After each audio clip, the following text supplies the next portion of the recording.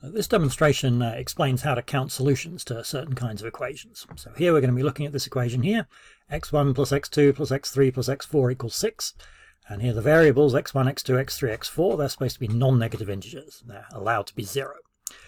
And so several different ways to count the solutions to this equation. The one that we're explaining here is actually not the same as the one in the lecture notes, but it's equally good.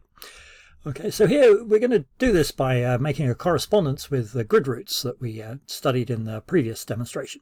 Okay, so again here we've got a 6x3 grid, and so we're counting the ways to go from the bottom left corner to the top right corner. And as we explained before, we have to take the number of steps we have to take is 6 plus 3 is 9, and 6 of them have to be horizontal and 3 have to be vertical, and we can specify the root by sort of saying which of these 9 steps are horizontal. So the total number of possibilities is 9, choose 3.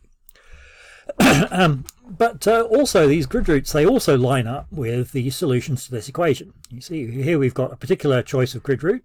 We've got a horizontal section of length 2, and then we go up a bit, up 1 step. Then a horizontal section of length 1, and we go up 1 step, and a horizontal section of length 2, and we go up 1 step, and finally horizontal section of length 1. So if we look at the lengths of the various horizontal sections, 2, 1, 2, 1, well, I mean altogether they have to equal 6 because we've gone all the way across from the left-hand edge of the grid to the right-hand edge. So if we look at the lengths of those sections, they form a solution to this equation here.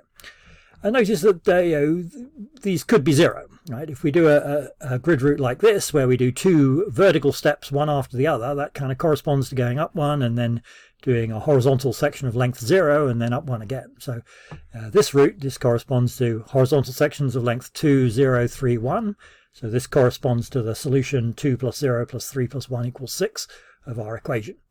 And similarly, for any grid root here, we just have a look at the lengths of the horizontal sections. This one we've got a section of length 1 and then 2 sections of length 0, then 1 of length 5, so it corresponds to the solution 1 plus 0 plus 0 plus 5 equals 6.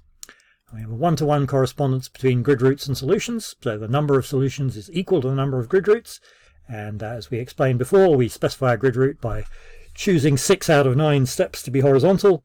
So there's 9 choose 6 ways to do that.